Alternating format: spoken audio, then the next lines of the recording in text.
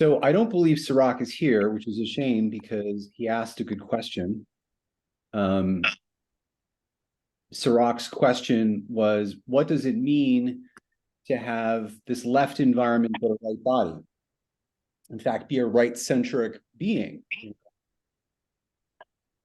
but have this left environment. And what it means is that that piece of leftness is the susceptibility into homogeneousness, right?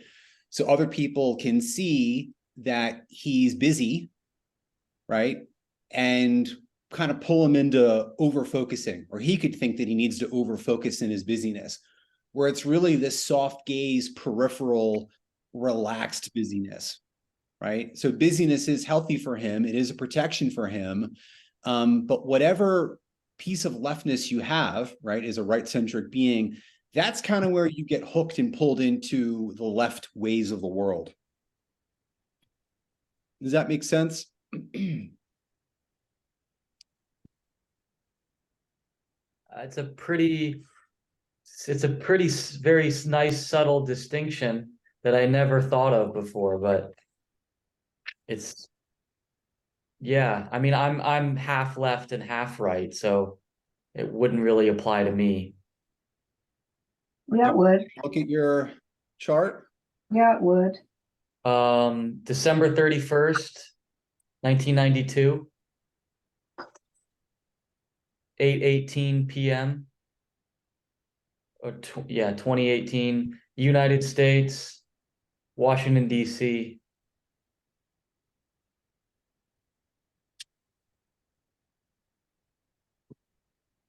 Yeah, I mean, you have left mind, left brain, so there's continuity there. But right, I mean, while you are focusing, right, and your brain is very active, you also need to be, passive.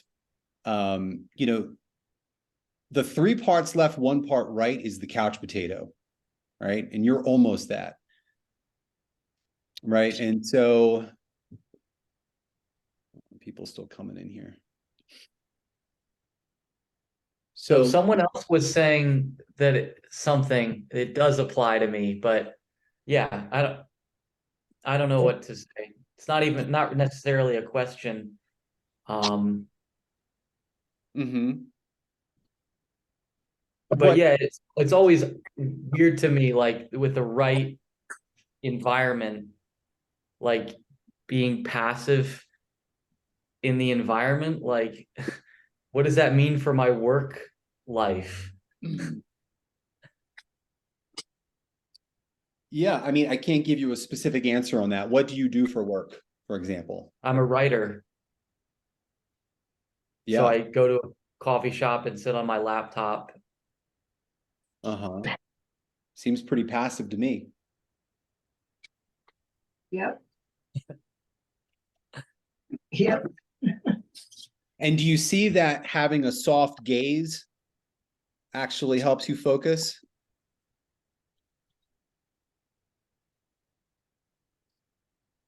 I can focus so much better when I don't have my glasses on. That would make sense. Yeah. Yep. So for example, like in, today's class, I mean, you don't have to be making direct contact with me visually, right? Just kind of look around the room, let your eyes kind of fall wherever they may, right? And that will facilitate your focus. Okay.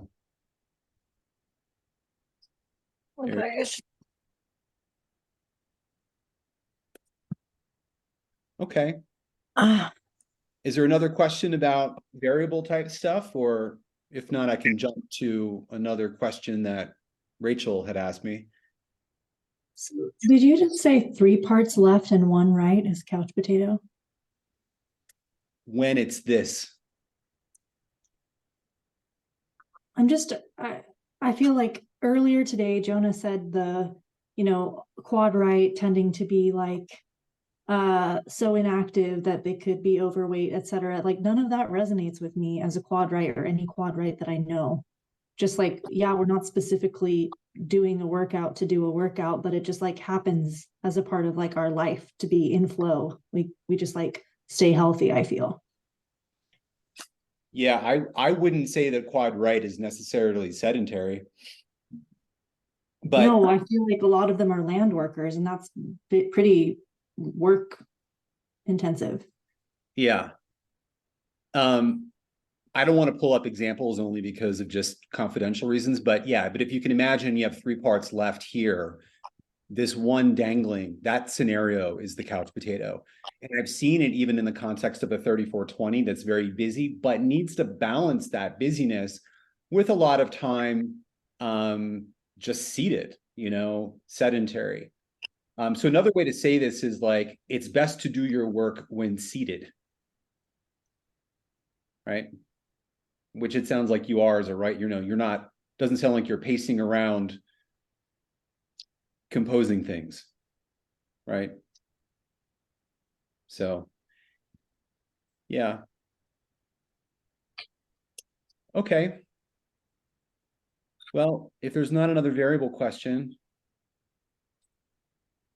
Marissa said lost audio. Can you guys hear me? Yeah, Yeah. we can hear you. Okay. So Rachel asked a question. I'm not sure. Marissa's having some trouble with her audio. Yeah, I haven't muted anyone.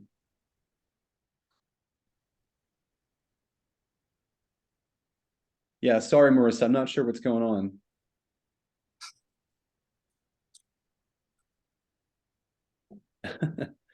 Okay. Okay. So one thing I noticed about, and my analyst training students will be familiar with this one already, but one thing that's interesting about Rachel's chart is what's going on with Neptune here, right? So the implication is that when you have a Neptune activation that forms a channel, right, that entire channel is veiled. So what it means is that, and Rachel, who happens to be next to me now, hi. Yeah, I think I'm ready for him to cooperate with me. So Well, have a seat, sure. Nice.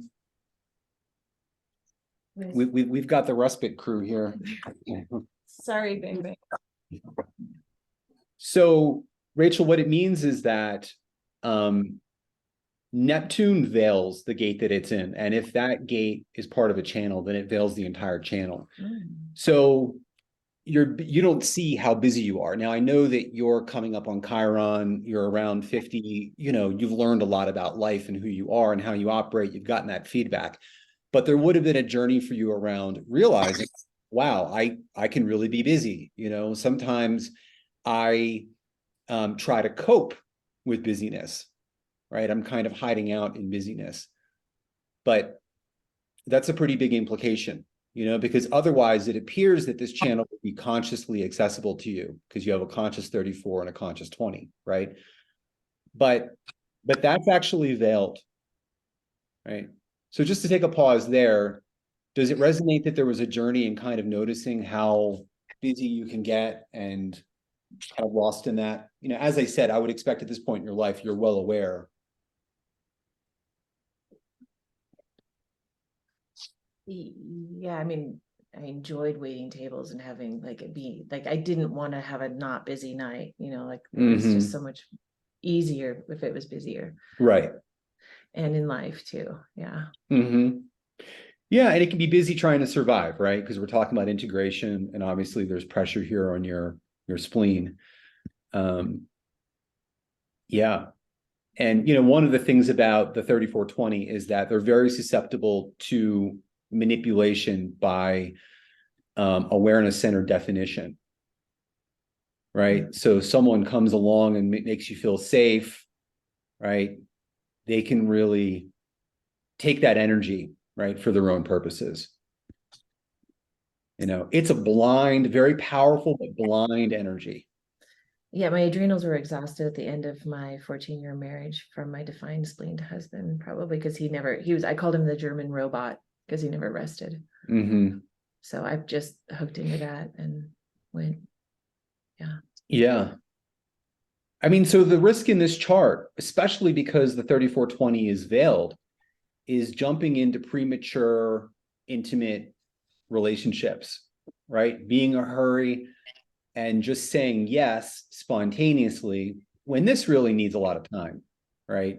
To really know if you're safe, right? And then what's going to happen here is if you see those yellow flags or even red flags, you might be inclined to think that that person's going to improve or change, or you can fix them in order to hold on and feel that security, right? But it's a big hurry for intimacy, right? And it's happening in that Neptunian fog.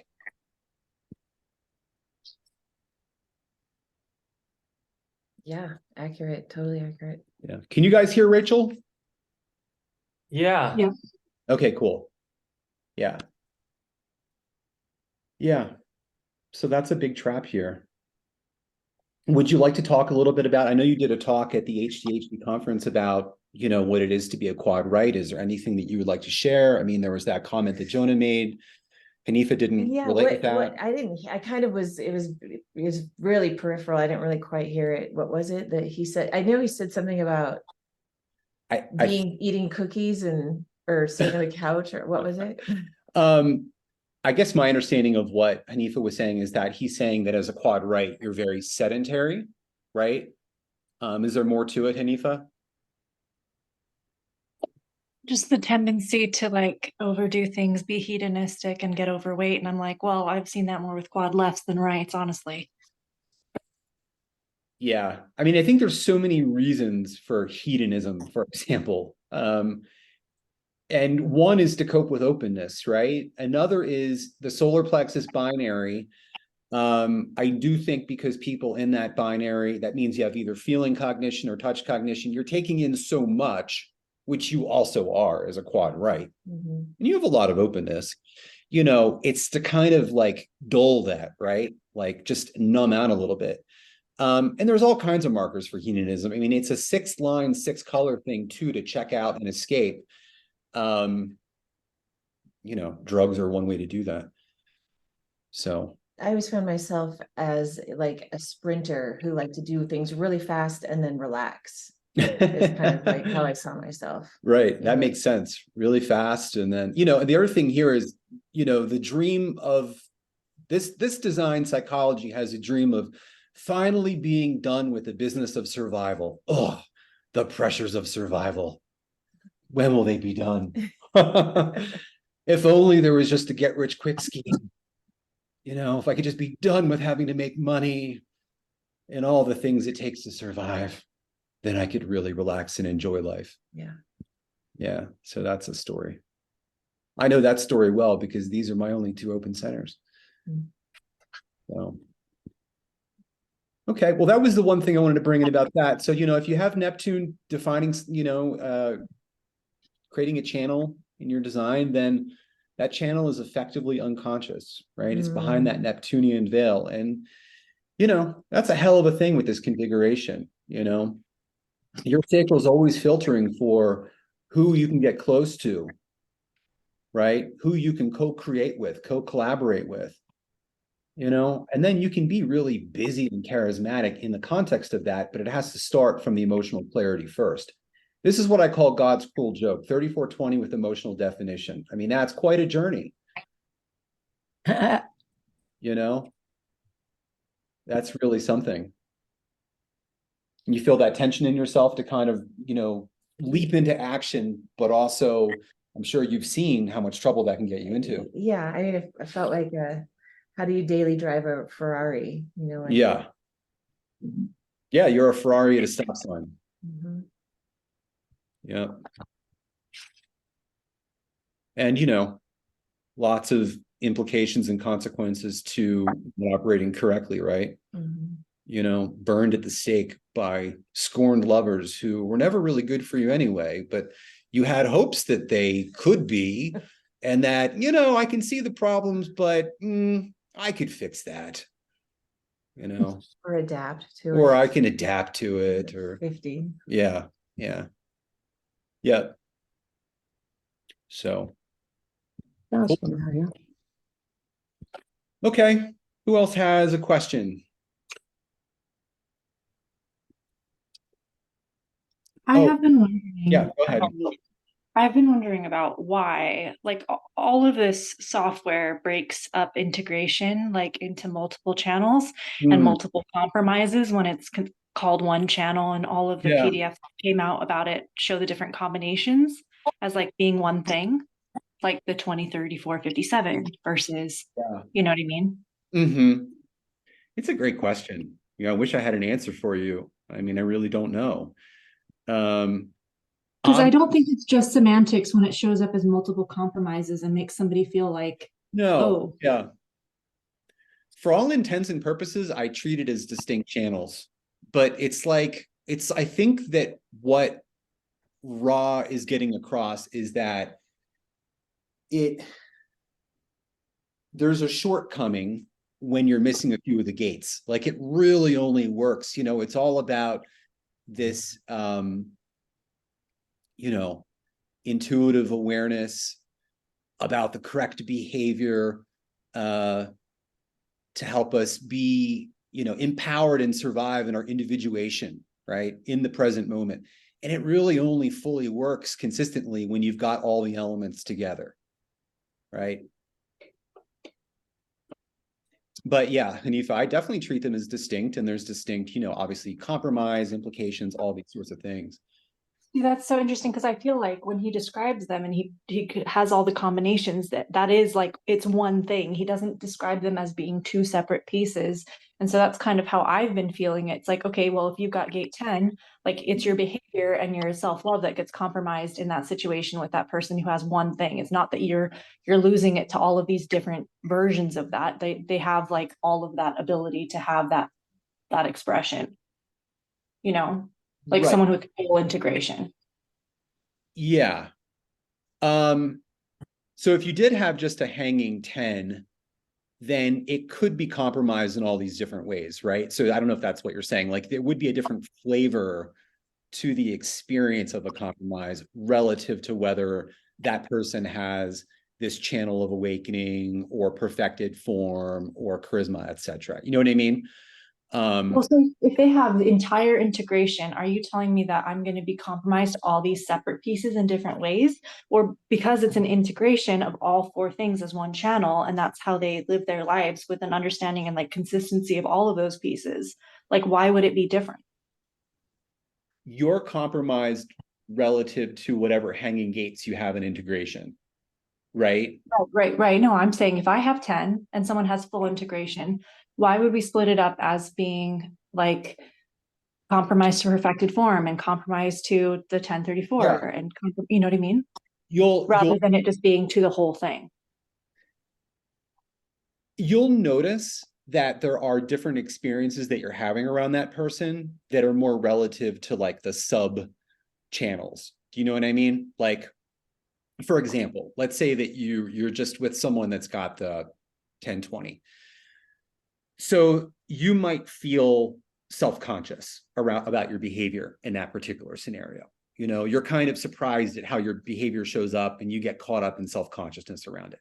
Like that would be a distinct experience as opposed to, you know, if they have perfected form, right?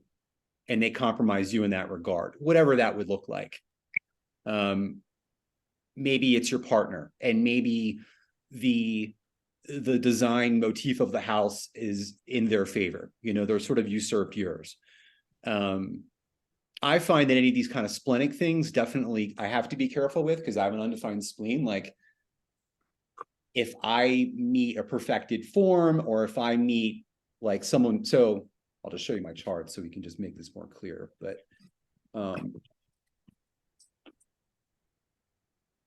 okay. So if I meet someone with perfected form or like the brainwave, they can definitely adversely affect my health. Like they're conditioning my spleen, like my body awareness in that regard, right? So if we're like, I don't know, going out to eat and getting drinks or something, like their habits will condition my body awareness. So it's important for me to be around people that are healthy in those regards when I'm compromised in that way. Does that make sense? So there are distinctions there. There are like these subtle different experiences of how that's going to show up. Yeah, I guess I'm having a hard time. I don't really feel how my tens, like I have 3 10s, and I know lots of people with integration or the full channel, like the full channel, and I just don't know how that I actually experience that compromise. Like I don't know. Yeah. I find integration stuff to be subtle in that regard. To be honest. I would say one like telltale thing, Hanifa, is kind of what I just said in regard to like, how do you feel? I mean, how do you feel it's changing your behavior, right?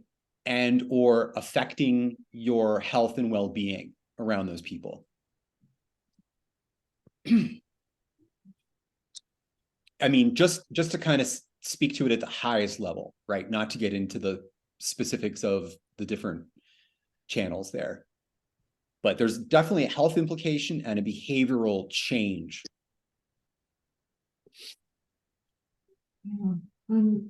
I'm not clear on it. I was in a relationship with a 1034 for 6 years, and I've got lots of friends with integration, and I'm just not. I don't know. Not tracking it, yeah. Yeah. I mean, these things can be subtle and they reveal, in time.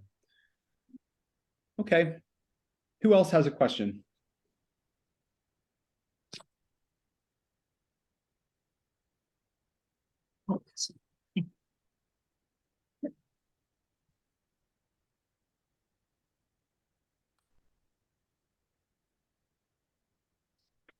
Hello, Nangshi, Monique, 4 female Ghostbusters.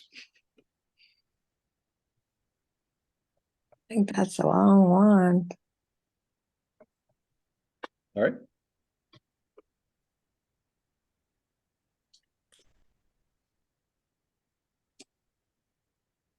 What have you guys been pondering?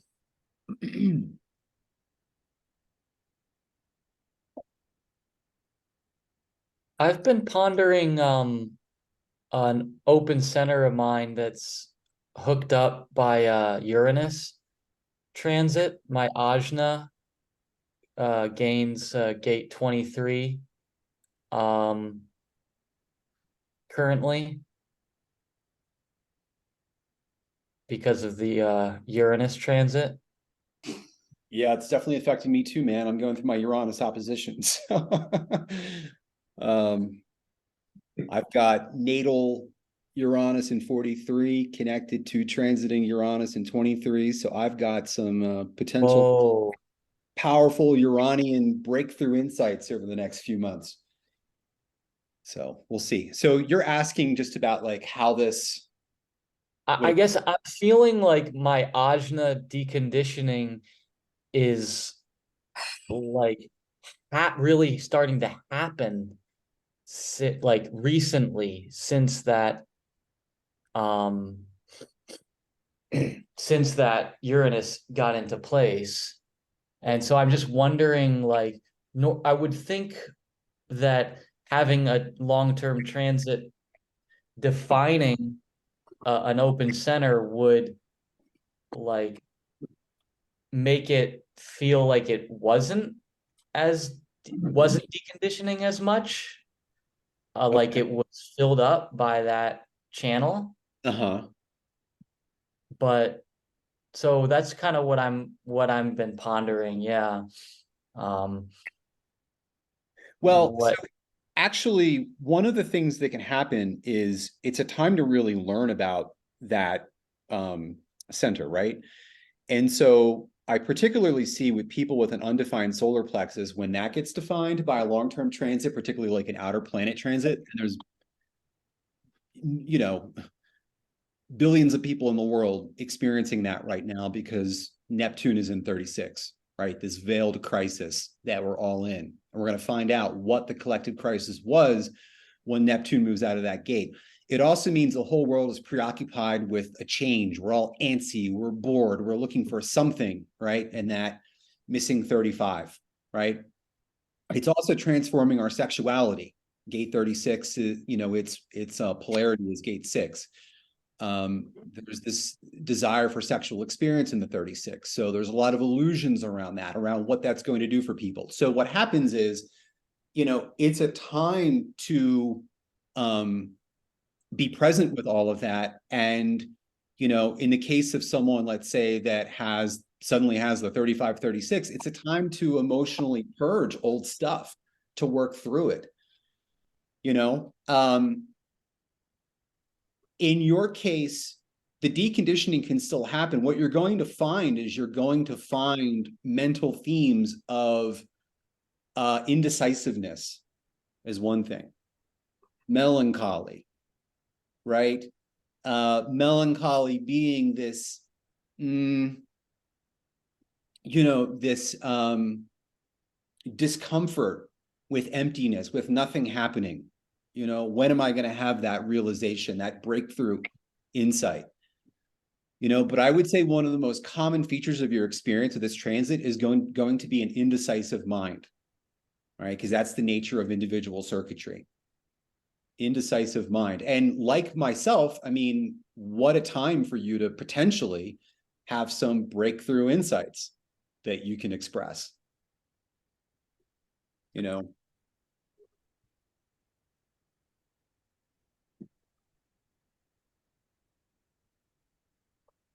that make sense? It's really nice to listen to. So Not so yeah, sure it makes sense. not so sure it makes sense, but I'm not really looking for sense. I'm just frankly looking to share a little bit and then listen. Yeah. Yeah. Well, I think, it's a time of I don't know. Yeah, I could really relate to that aspect of it, the indecisiveness and because I don't have any individual circuitry, any individual channels in Right. my regular chart. So yeah, that melancholy thing and the waiting for the faucet to open and stuff is a little bit uncomfortable, or it's just not what I'm used to. Yeah. Individual circuitry stuff. Yeah. I mean, even your response to me was, I don't know. So there's going to be themes. I remember a couple years ago at one of the HDHD conferences, the nodal environment was the 4323. And we were out downtown Santa Fe, with our ear to the grindstone for what's going to happen when the nodal environment changes, and so it was going from 4323 to, I think, the 1-2. And my hunch was, if we're in a marketplace, we're going to hear a lot of indecisiveness, like, I don't know, do I want that? Do I not want that? This kind of thing. It wasn't really that obvious. It wasn't really that obvious. But what I saw in my own life was that for the months that environment was occurring, I definitely had an indecisive mind. Because I don't otherwise. I have a doubtful mind because I have channel of logic, but not that kind of indecisiveness. Like, I was second guessing everything in my mind. Right. So, yeah.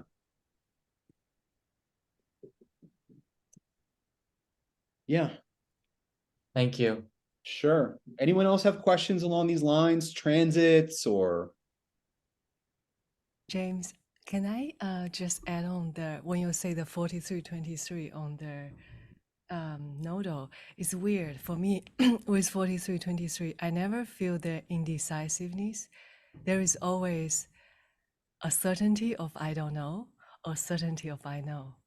Like the truth, when it's truth, it doesn't need to be proved by anything. But when I don't know, no matter how everyone else saying, I know it's not certain. So there is never an indecisive. It's either black and white. The truth is either black and white. So yeah, it's really interesting. Like so I don't really experience the nodal, the what you shared about that aspect. Yeah. So I was talking about transiting nodes. That's actually what you have here. So yeah. So Nakshi, I mean, with your design, I would definitely think that you would vacillate, right? There would be this kind of individual flakiness there because you have those two channels. I don't have that direct experience of you, but I would just make that assumption based on the design. So you're saying you really don't identify with being indecisive? You're right. Yeah, yeah. I don't feel there is any time indecisive. It's always certainty. It's certainty of it's just my knowing just hasn't come yet.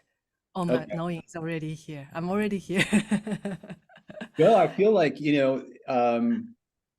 well, what I would be curious about, Nakshi, is do you feel like you have gotten to that place through time and maturity and acceptance? Like you understand the process. So you're not really invested in that in-between period where the insight hasn't come. Like you're able to just be with those fallow periods, right? Without expecting or forcing anything. Like, do you think that this is a maturity? Like, will you go back 20 years? Would you say the same? Yeah, that's a good question. Yeah, I definitely can think in the leftist environment of education, there is confusion about my choice is totally different from everyone else's choice. But even having said that, I guess maybe because of the channel struggler, there is something about the truth I just have a certainty about. It's just seeing the world as black and myself as gray, and that is okay. Yeah, there is certain mutual respect about it, but there's never this. I've watched people with indecisive with a channel of the emoting like 39, 55. It's a very different frequency. Yeah, of this indecisiveness. Yeah. Yeah, interesting. And there's another interesting thing here in Nangshi's chart. Notice, does anyone want to speculate on what that means? She's got this in her design sun and earth, as well as her personality nodal view. What does that mean astrologically?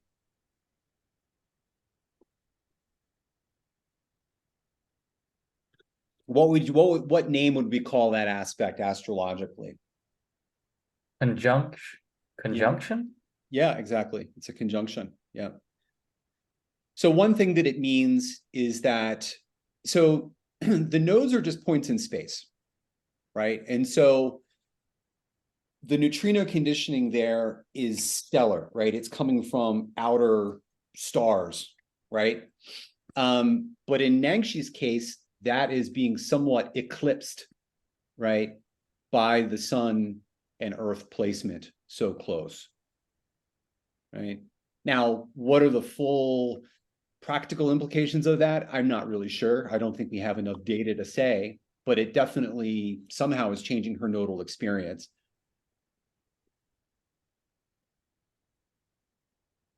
Hanifa said her body feels at home around the people she is meant to observe. Perhaps.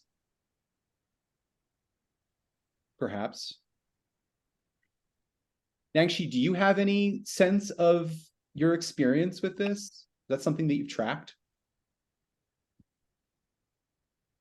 What do you mean by trap? Well, it's just that you have a conjunction here, right? So your sun and earth, your design sun and earth are conjunct your personality south and north nodes, right? So it's affecting, like, the nodes are usually just these outer star conditioning, and that's not the case with you.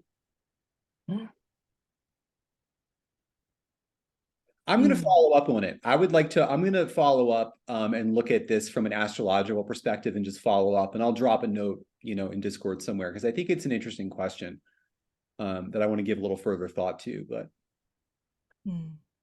Like for me, I rather see the second line versus the fifth line differences.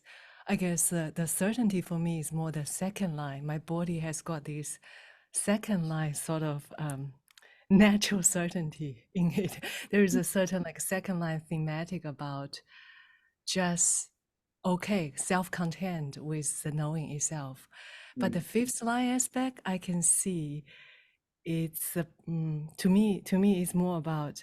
I do watch a lot of fifth line in my environment too, Yeah. so I don't really feel identified with the fifth line 4323, which I watch people with 4323 as the sun and earth is a very different to my experience of it. So yeah, I don't really feel that much of universalization. Or like the second line is for me is more pronounced. Like I just don't really care or wanted to interfere with other people. Whereas the fifth line, I That sounds watch. like this to me. Yeah. You know what I mean? Uh, Mm, Sixth line sort of detachment, objectivity. I mean, I guess the key question here, Nangshi, would be, I recall the 43-5, right? These are people who it's very difficult for them to express their individual, perhaps contrarian truth. You know, you're sort of projected on that you can, but then, you know, there's a fear of rejection. I would think there's some sort of a harmony going on here with the 43-2. You know, it's like what comes out of my mouth, you know, in that second line, natural way, right? Unconscious at that. And then can I live with, you know, whatever unique insight I've shared. You know, you've got a superhighway connecting your ajna to your throat, so things just fly. mm, You know. mm. This reminds me of one of their installation art, Infinite Mirror. You are in the mirror and you are see, but you are the one in the mirror of the mirror. That kind Mm-hmm. of reflectiveness. There is this infinite witness of the witness itself. Yeah. Mm-hmm. Mm. Cool. Mm. Yeah, I'm going to Thank you. follow up on this because I think there's something really cool to crack about. I mean, anytime you have a conjunction around the nodes, I mean, it's interesting. We don't talk about this kind of stuff from a design perspective, but I think it's worthwhile. I mean, on a tangent, I mean, being in Santa Fe now and getting to know Richard Corbett, you know, he pointed out to me that the incarnation cross is a square astrologically. Isn't that interesting? Right. And in terms of channels, the 360 is a square. And I think that that really explains a lot about the nature of individuality, right? It's like this, because a square is like, you're squared off, like, who's going to give? What's going to happen here, right? And I think the thing is with individual channels is it's like, nothing's happening, nothing's happening. When's there going to be a change? When's there going to be a change? And then, you know, finally there's a breakthrough, there's a shift, there's a knowing, there's that pulse. So I Yeah, think, since that's the format channel. yeah, since it's a format channel, it says something about the universal nature of individuality, right? And I think that square energy is sort of what explains that discomfort, the tension, that state of melancholy, that fallow period. You know, when are we going to get through this rut? You know, when is something going to show up? Now, this is my best language to articulate that as a guy that does not have any individual circuitry, but okay. Marissa said, would fifth line personality nodes place the projection on others versus people projecting on their perspective, or both? So an important thing to clarify, and I feel like I've said this, I've been beating this drum a lot, but I'll do it again, is that this is part of, aside from the fact that she has it twice, like let's just disregard that for the time being. Purely on the basis of this, Nangshi has the channel of structuring, right? It's part of her genetic code. It's not just what you see. It's, as I think Jonah, I'm getting him to come around to this viewpoint now, is that the nodes are multivariant, like they're multidimensional. Like it's what she's seeing in addition to who she is. And this is actually a very important, you know, the North Node, you know, because the whole flow goes like this. Right? And then up here. You know, this really has a lot to do with the mind. This 23, very much. As this has a lot to do with the brain. So it's all of those things. So even if these were Nangshi's only fifth lines, you know, she's getting projected upon in those particular regards. And she's here to see universal truth, to pay attention to the heretics, you know, all of those sorts of things.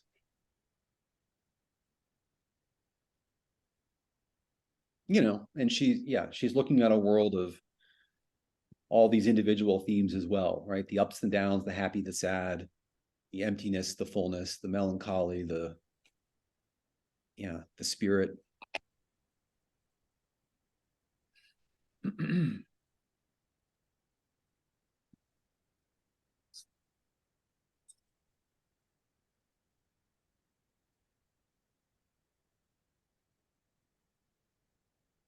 Pockets, how's your experiment going? Do you have any questions? Hi. I'm a low energy day. My Hmm. experiments, you know, roller coaster. Yeah. Do you want to But talk about it? I mean, I guess we could a little bit. Sure. Oh, what do I have you in? I'm sorry. I think I have you by different. Maybe Nicole, maybe Yeah. with the H. There we go. That's me. There's you. Pockets and I met at the conference. She did my Not Self workshop. Yes, it was great. All right. Okay, yeah, what's going on? Low energy, high pain. Low energy, high pain. Yeah. But I have fibromyalgia Mm. and I think I've been like doing some work on like letting go things, but it's bringing up a bunch of stuff. And I'm doing a lot of mental work. And so my body's like, well, I'm just gonna not right now. Yeah. So there's different conversations we could have around that. I think the one that I want to have here in a public classroom setting is that there's really high stakes to you eating correctly and being in the correct environment. You're an outlier, okay? You're a statistical outlier in terms of how many bodily systems and processes are affected by PHS and the environment. And one of them that jumps out at me is design Uranus, right? Which is called movement, right? And so because of the way that you're wired there, it can affect, it can be inflammation in your joints and things like that, right? There can be even to like arthritis, fibromyalgia, things along those lines. Your movement can be compromised, right? Yes. So I have this as well, although I've never had fibromyalgia or anything really acute to speak of, but I've definitely had my mobility compromised to some extent, which is completely resolved with PHS over a few years. You know, PHS is a slow burn. It's not like going to happen overnight. But, but so, yeah, I mean, I just want to kind of like say that from a design standpoint, that would be, you know, something to consider, right? So my question for you would be, are you aware of your PHS? Yeah. Are you practicing it? Yes, but no, I feel like it's open taste. And sometimes I feel like it's so open that I don't even know, like there's so many options. It's not restrictive in that I don't know, I feel like I get in my head about it. Well, okay, so it is restrictive. Yes, but so it's just that you actually need to give things a try, right? You need to give things a try before you know whether you like them or not. That's all. So not being restrictive would be indicative of your transference, right? So when you're out of alignment, it can look like different things. One thing it's going to look like is you thinking you need a broader variety of food, Sure. right? I am not there. I am not like that. Yeah, trying different cuisines or whatever the case might be. But yeah, definitely sticking to those things that smell good to you, right? Mhm. And also taste good after giving them a try. I mean, that's really what it's about. And in addition, local and seasonal Yes. can be really important.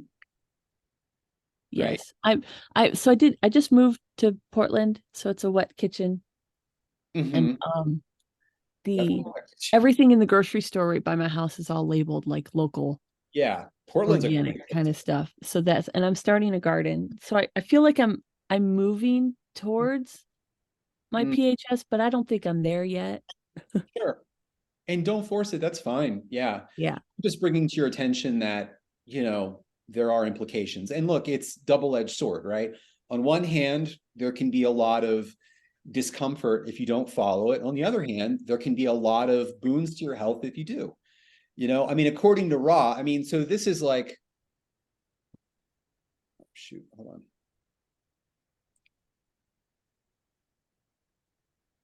People jumping in here. So, this is the platform for consciousness, right? And so according to Ra, someone like you who has so much color resonance with their PHS, it's like, if, he would say in that Ra, overly, maybe simplistic, hyperbolic way, that all you need to do is eat correctly to wake up, right? Okay. Right. Easy as that. But I do think that there are like, I remember years ago, there was this guy, I don't know what happened to him. I'm not going to mention any names, but he was deep in the human design experiment and he was marketing PHS as a way to get a hot summer bod. And if that was sarcastic, then awesome, more power to him. But he was dead serious. And when I was kind of like, really, are you serious? Like, he got pissed off. But what I'm saying is that it's not a magic bullet for health for everyone, right? It is in certain situations.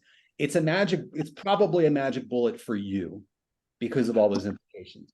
It's also, people have a lot to gain when they're first color or sixth color, particularly on the indirect side, because most people aren't getting most of their food, outside the presence of UV light. Right. Not aware of any civilization that just breaks up the food in the manner needed for first colors, right? So those people really go through a health revolution when they follow their PHS, or can potentially. Sure. Sometimes I feel like it's like it gets harder before it gets easier.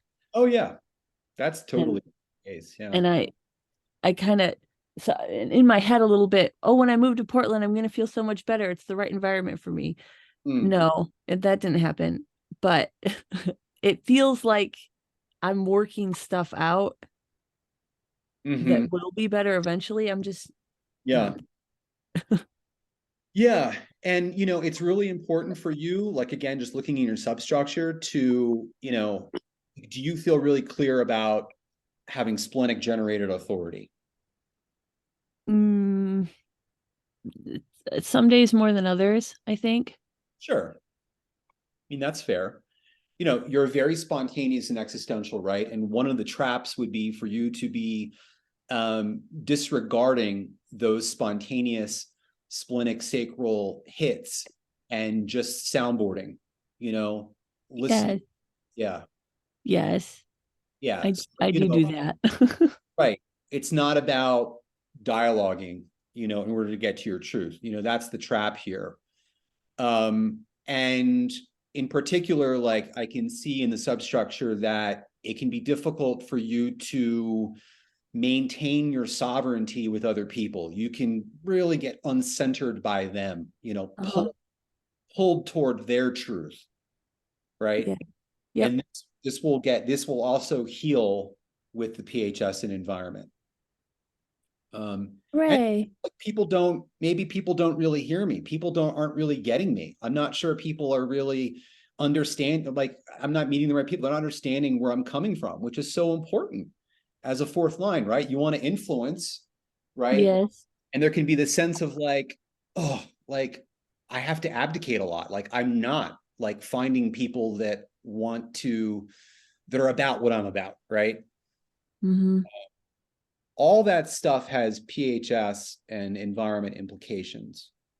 So, but the first thing is just watch how much you want to just talk about your truth as opposed to just running with it. I mean, you know, you have a design. Most inner authorities are processes. They're processes that are interpretive, right? So the very crisp, delineated world that Ra portrays of mind and body is really only true for splenic beings, sacral beings, or splenic generated beings. Right? Sure. Everyone Sure. else, it's an interpretive process. So it's radical. Like you can just live that radical life of just, you get a spontaneous hit, right? And you go for it or not. Right? And there doesn't have to be any mind involved. There's nothing to interpret.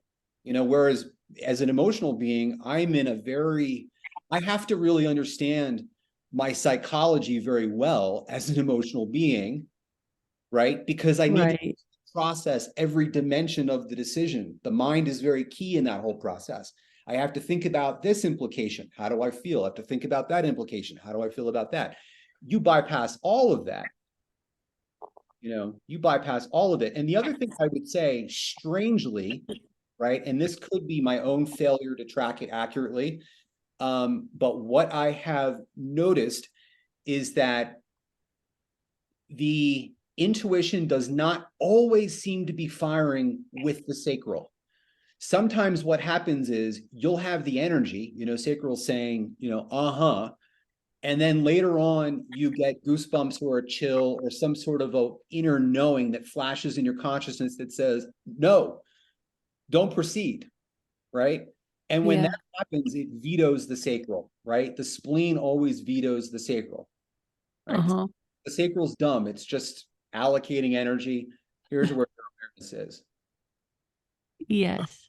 Yes, that has happened. Yes. Yeah. So it's like it was correct until it wasn't correct. And then it's, are you able to trust the irrationality, right, of those splenic hits, right? Yes. Yes. I think I do. Well, Well, there's one thing and one thing only that blocks intuition, essentially. Fear of the future. Why? With that, it's really money, it's security. It's oh, no, I'm not going to trust that because this is actually what I think I need to do to feel secure, to feel safe. Yeah. Usually Yeah. it's a money story. You know? Yeah. Yeah. So there's a couple things for you to chew on. Cool. Thanks. You're welcome. You can give me some hope, I think. Or like validated what I was thinking about PHS. So that feels good. I'll keep plugging along. Yeah, don't push. You're doing the right thing. You know, maybe it's kind of gradually happening. It's going to happen at the right time. You know, it's one of those things Right. where if you force your body into a cleanse it's not ready for, you know, you're not doing yourself any favors. Right. So, Oh, you said cleanse. That's the second time this week that word's come to me. yeah. Well, PHS is a cleanse. I mean, I see it really as sort of it's a background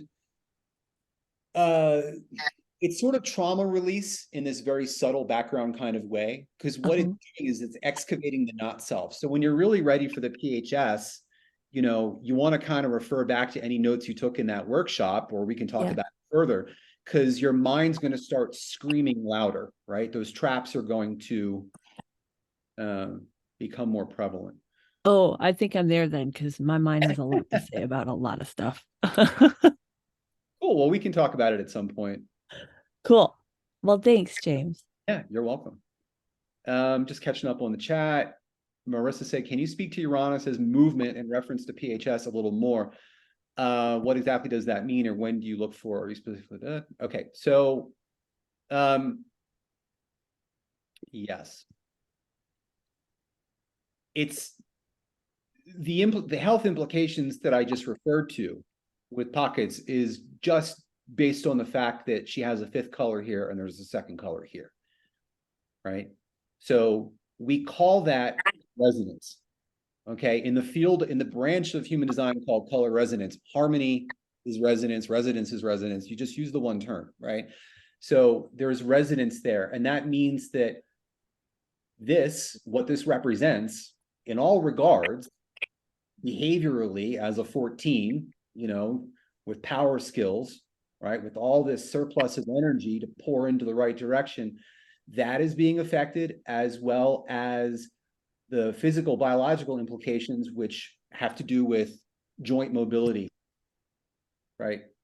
Joint mobility, inflammatory conditions, things like that. But that's why I said that. So don't go thinking, oh, design Uranus is always means that I've got an issue there. No, only if there's color resonance. Right. And it's also on a more mystical level, it is being right place, right time. It's meeting the right people, that kind of a thing. Right. Let me see what else. Hanifa said, hey, James, I feel like I remember you saying I had very low color resonance on my design side. What's the implication there at PHS then on the other side? So let's pull up Hanifa. Okay. So wait, Hanifa, just to make sure, so you want to talk about the implications on the personality side, right? Like not the design side. Do I understand correctly?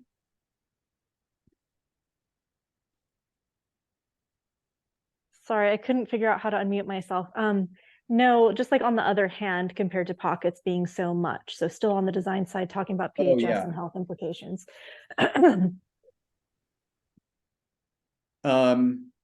Yeah, let's take a look. So if I'm even remembering correctly, but I feel like you said that to me. Yeah, you do. You only have 2. Right. So you're a gray area in this regard. Let me take a step back. Let me show you another example that's not a gray area, and then we'll return to your chart. And I'm going to just trust that. Oh, shoot. I don't have him in here. Damn. Trying to think who else I have. Yeah. Okay. Jonah is going to find Orion's birth chart. Yeah. He's a great example of this.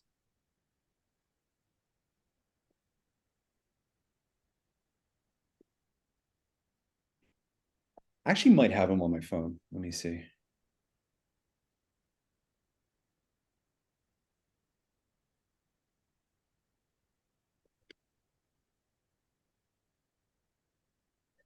Jonah, can you just put it in the chat, or just vocalize it? I don't want to click that. Where is that taking me? Just read it out loud to me. That's the easiest. Sorry, it doesn't have his actual birth time. I can try to find that. I apologize. Okay, well, never mind. Here, I'll screenshot it and put it in the chat. If you could give me the birth info, that'd be even better. Hanifa, do you have that?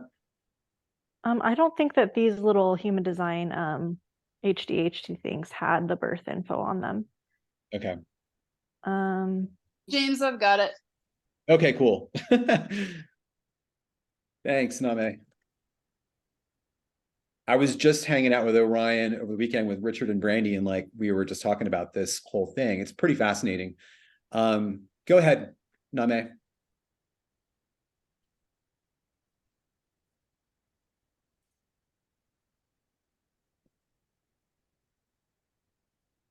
Sorry, I May 21st, 84.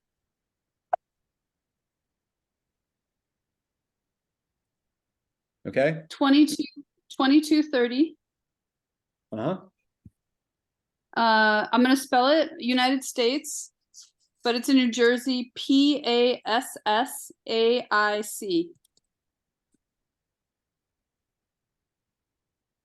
Yep.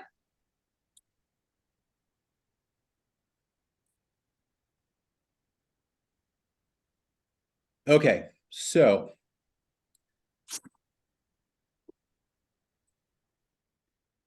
all right, notice that Orion has a pretty defined chart, right? Pretty defined chart. Nevertheless, notice that he's got taste and valleys here, and yet there's no second or fifth colors anywhere in his design lunar and planetary square. Now, the conversation we were having with Orion was that he really feels like he's very interested in somatic work, right? He's like, I don't know where that comes from in my chart. And I'm looking at the surface and I'm saying, doesn't particularly, he's not a touch cognition. He's only got, he's got 49 here in the stream of touch and sensitivity. There's nothing that screams interest in somatic work, right? And he's telling me he's really picking up on a lot from other people. And that's why he wants to do the somatic work in order to kind of like be able to self-regulate, right? Well, the answer is in the design lunar planetary square. The complete absence of color resonance means a very open and susceptible body. So the first concept here to realize is that there is definition both on the surface, right, and in the substructure. And definition in the substructure is color resonance, right? Openness is not much color resonance, right? Definition or fixedness is a lot of color resonance. So he's got none over here at all, right? So Ra's example of someone like this is Steven Spielberg, right? And so he said Steven Spielberg, who happens to be a projector, right? So he said he's a good director because he's actually taking people in here in their body so deeply that he knows who the good guys and the bad guys are. So he can direct them more efficiently. He's really feeling the truth of their acting in his body. Right. And so that's a capability that Orion has. One of the most important things for Orion, and he's a consultant and he works with like businesses and does kind of BG5-esque stuff. He said, you can try to drop him in that environment. He really feels the truth of the place. Now, partly that's happening here, quad right, for sure, right? But he really knows the truth about other people and the situation in his body viscerally. And if he's not really, doesn't know how to self-regulate, right, and create safety in his system, then, he's really going to struggle, right? Which he says he has, in the past, just taking in other people's stuff. Another example of this is Marianne Winiger, Ra's student. So she doesn't have any color resonance there either. Now, interestingly, she never responded to follow PHS, or she did briefly and didn't really stick with it. Is that an implication of this? Maybe, I don't know. I mean, PHS is sort of good for you. It's essential whether you have color resonance or not. But she's another interesting example. If you know Marianne, she's very, what word would I use? Just relentless, passionate about people living correctly. That sort of intensity around that is coming from here as well, because she can feel deeply when people aren't living correctly. It's painful. This is someone who can kind of walk down the street, and if you walk by someone who's suicidal, you feel like, oh, you get hit with that, So there's a lot of implications. This is a better chart to look at than Hanifa's, because with Hanifa, it's already an open chart, right? So this really illustrates the importance of substructure and the nuance that it can bring. That can really change the story and provide a lot of valuable answers. Now back to Hanifa, again, quad right reflector, right? So as open as that is, but she has two resonating gates. So this is a gray area. I don't know how much Hanifa would, Hanifa, how much do you relate to this story of feeling people viscerally in your body? I mean, I've definitely felt like physical pain transferred to me before when somebody's going through something. Yeah. And it's all happening in the context of a Teflon aura, right? So where Orion's really, it's going to sink in deeper. The generator's more vulnerable than the reflector. Yeah, I think though, when we like let people into our lives on a personal level and we're consistently around them, those guards do go down. So we're more impacted by those people who are around us all the time. Yeah.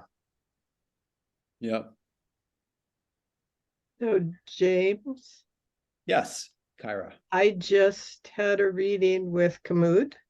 Awesome. And I have the same thing on my personality side. I have no resonating gates. Right. So you know what that means? yeah, it means more open than I saw it. Yeah, I That- mean, I would say that Or it, more like a reflector mm, in some ways because of the no resonating gates. okay, so Don't let me know. just take a look. Let me take a Tell look. me. Right, there's no resonating gates. Well, I would say that you could be a mind reader. Yeah, that's what she said. Yeah, I think I do that. right. So over here, you're that body reader, right? You're feeling it in the truth of the other person in your body. Here, it's in your mind. Now, who would ever look at the surface of this chart and say this person's a mind reader? You just can't get it from the surface. The story's not there. It's not there, right? But that's a pretty important thing to point out to someone. Yeah. Well, and do I have any resonating gates on the design side? And when I look at it, I don't know that I do. But maybe I do. You do. Yes, you have What are they? design Venus and design Pluto, Okay, right? I can't remember. Did we do a PHS reading for you, Kyra? Or we did. yeah, Well, yeah, it was kind of a multiple topic reading. multiple topic reading. So Yeah. my design Venus and Pluto, is that what you said? Yeah, I would encourage you to re-listen to that one for some of the implications. But yes, Okay. you only have two. Again, gray area, edge case. You know, I mean, we know that you're already feeling a lot. You have no motors, right? Right. You have 7 open centers, you know, so that you're not the best example at getting to this truth, but there's something there, you know, to unpack. I'm glad you got a reading with Kamud. Yeah. Good stuff. Thanks. Yeah. Okay.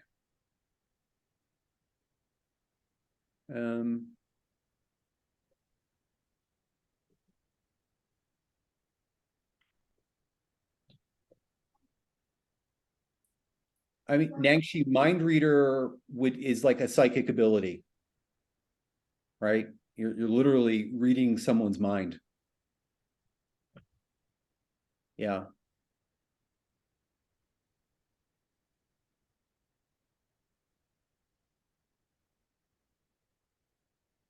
Yep. And Jonah was just explaining that. Okay. So on the personality side, having a lot of resonance on the other hand, Yeah, that's my case. that's what I'm seeing on mine too. Mr. Well, yeah, okay, let's look at you. Yeah, okay, so one thing it means is that your mind operates in a more fixed and consistent way than it would appear on the surface, right? So let's see here.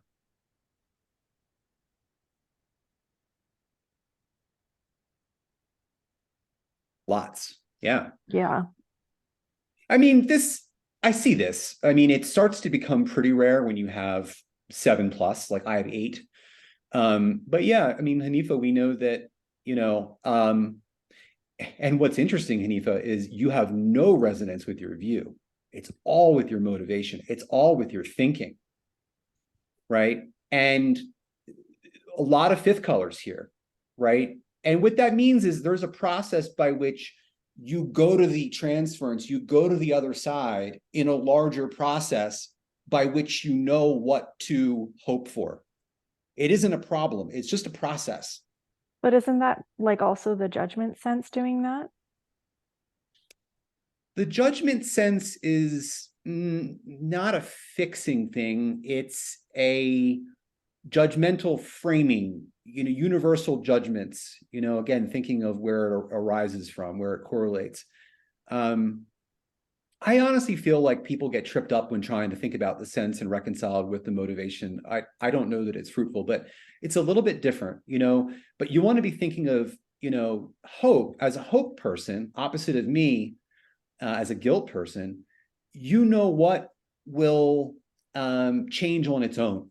You know what you don't have to get involved with, right? but you have a mental process of, seeing what's fixable, right? Before it comes out the other side.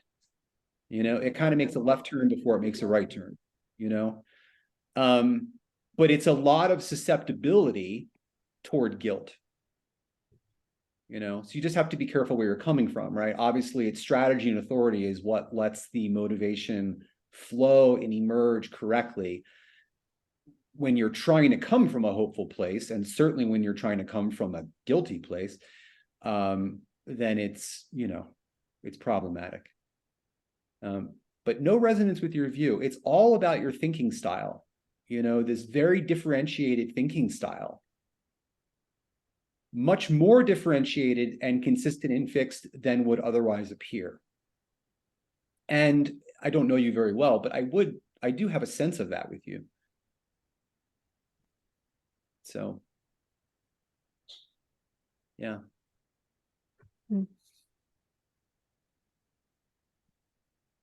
Wow, we're getting some big text in here. What is this?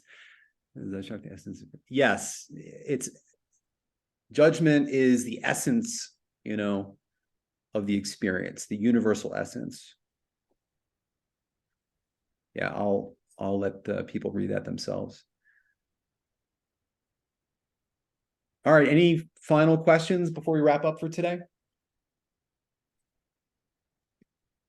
We should just call these conversations color resonance Q&A. It seems like that's always where it goes. I have a question. When you're showing like the movement, of course, of the magic square, how it's moving into the moon, and there's like, say you have resonance, but then there's a gap, like say the Uranus is resonant, but then Mercury is not, but maybe the moon is. Like, what is the effect of something like that? Yeah. So this is always flowing. That's why this is not an arbitrary configuration. That's always happening. Right now, there was a previous Q&A where someone was saying if there's not color resonance between the personality moon and the view, that there's an issue there. Statistically, there usually isn't. So I don't know. I mean, what Ra told Kamud was that, oh, these are always connected because it's the nodes of the moon, right? Anyway, we can debate that. I'm open to hearing some different input on that at some point. But no, it doesn't need resonance here to do this kind of flow. Okay. Yeah.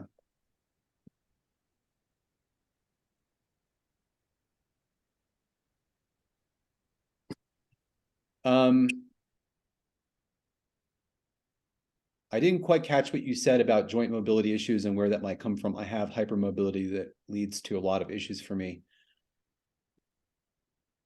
Okay. Can I get your birth info?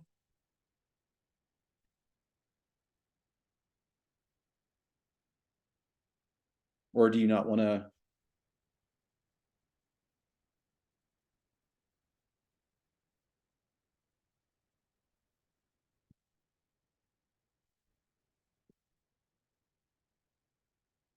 Thanks, Anifa.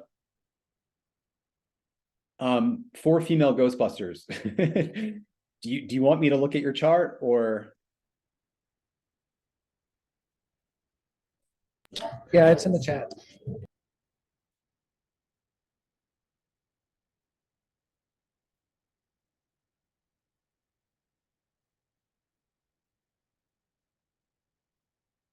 What was it? 1978?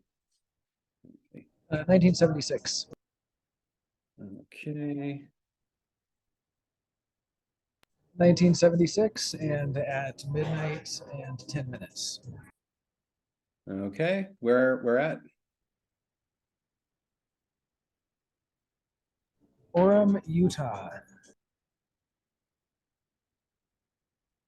Orem? Yeah, with an E. O-R-E-M. Just south of Salt Lake. Okay. So you don't have that particular issue going on. I'm sorry, what was the health complaint again? It was about hypermobility, so kind of in relation to Uranus and mobility.